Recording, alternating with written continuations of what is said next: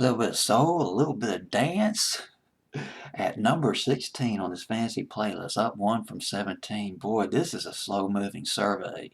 Songs moving up one or two or three slots on this fancy survey, June 4th, 1984, but they're moving on up. Pointer Sisters, this would eventually go top 5 on my fancy playlist. Well, it was a huge hit across the nation, across the world. Jumped by the Pointer Sisters at number 16. Fancy playlist of June 4th, 1984. When I think of the Pointer Sisters, first song I heard by the Pointer Sisters, Yes We Can. Gospel, it sounded like a Stax record, a song that would have been made by Stax or recorded at Stax Recording Studios in Memphis. And it wasn't a Stax record though, but it had that sound to it, that southern sound. Although they were from California, Pointer Sisters, Yes We Can, late summer of 1973, and then they came out with Wang Dang Doodle, minor hit for them. They covered that Coco Taylor record back in 1966, and Fairy Tale in 1974. Fairy Tale, if I remember correctly, that was a country hit, and they hit their stride. Well, actually, before that, in 1975, they went to number one R&B. How long? Bet you got a chick on the side. Top 20 on the pop charts 1975. Hit their stride in 1978 with Fire. Bruce Springsteen's song. Took it up to around number 2, I believe, on Billboard's Hot 100. Got the central, got the gospel influence on that record. Just the central and the gospel running parallel with each other. Boy, they just did it beautifully on that record. He's So Shy in 1980. And there was Slow Hand, Quiet Storm R&B classics, Lovey Dovey back in 1981, and Should I Do It in 1982, and American Music, liked American Music back in the summer of 82, and now in 1984 we come to the Breakout album, produced by Richard Perry, renowned producer Richard Perry. This song, Jump, was written by 3 guys. Gotta tell you how this song came about. Mike Sharon, Marty Sharon, Gary Scardina, and Stephen Mitchell. Trying to memorize all these names. Mark Sharon, this is how it was divvied up. Mark Sharon would write the lyrics. Gary Scardina and Stephen Mitchell, they would write the chord progressions, the rhythm arrangements of this record. The instrumental part was finished before the lyrics were added on. So picture this. This was one hell of an epiphany. Scardina, Mitchell, and Sharon, they gathered around the demo and listened to the instrumental. It was right on the 8 ball. They were absolutely ecstatic. They knew there was something there. There was a hit in the making. They were so joyful.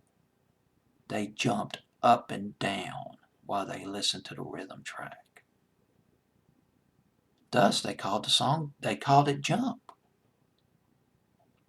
And they added the subtitle, Jump for My Love, the subtitle, so as not to confuse it with the Van Halen record, Jump, which went to number 1 earlier in 1984. Boy, they believed in this record. Marty Sharon, he added the lyrics, and he went up to Richard Perry, the producer, producing the next Pointer Sisters album. And Marty Sharon, he goes up to Richard Perry, and he says to Richard Perry, "We got you a hit." Interestingly enough, Richard Perry was going to offer the song to Julio Iglesias. He had worked some with Julio Iglesias, but that didn't pan out. And interestingly enough, again, it was not released as the first single off the Breakout album. Richard Perry was thinking strategically. First off, it was called either I Need You or Need You, a slow mid-tempo jam to be serviced to R&B radio to reinforce the Pointer Sisters R&B bass. Because when you got an R&B group, you've got to have that bass. That was exactly Berry Gordy's thinking with Motown. You got the Supremes, you got the Temptations, you got the Four Tops crossing over on pop, getting played on pop stations. But you got to have that R&B bass in place, which is one of the reasons why Motown was so successful. So Need You or I Need You was the first single, then Automatic was the second single, and Automatic was the charm. That was the breakout, no pun intended, since the album was called Breakout.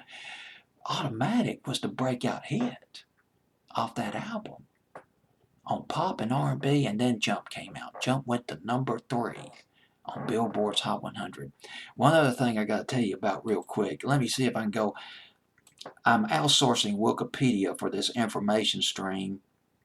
Yeah, I Need You. That was the first single. Remember the song Baby Come and Get It? Pointer Sisters. Came out. It was released as a single. I'm thinking early 1985. Did not make top 40. It was too suggestive for that time. Baby Come and Get It.